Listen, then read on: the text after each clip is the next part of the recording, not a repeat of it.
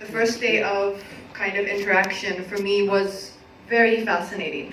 The minute I heard Vijay describe and talk about a scene, I instantly realized, okay, this is a person who sees things in such a unique way that I can never see a scene in that way.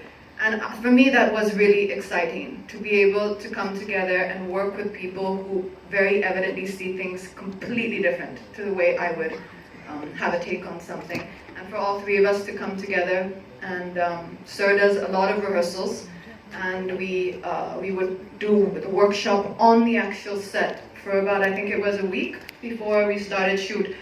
And I was always like, so Sir, when do we start? There was no commitment of when we start. We'll start when it's ready, when he's feeling it.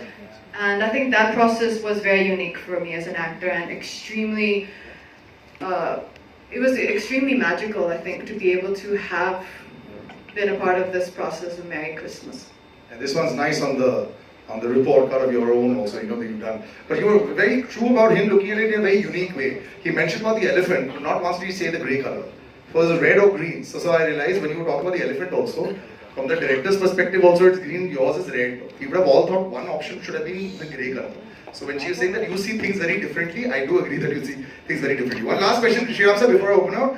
When you make a whodunit, or you make like this twists and turns, this is what we assume with a film like this, when you see the final cut, can you have the itch to change few things? And then we say, this is not come out exactly as I thought. Have you had that in the past with your films also? Because they always have these turns. If we keep watching the film, we even show it to a few friends and colleagues who are like, who will be able to tell us the truth. So by the time it's ready, the final cut is only when we are happy. So that way there's no issue. And but like when we go back to Andhadhun also, we're shocked at the number of turns. Even this film has so many turns. Are you able to shock the audience in this case that is watching it for the first time?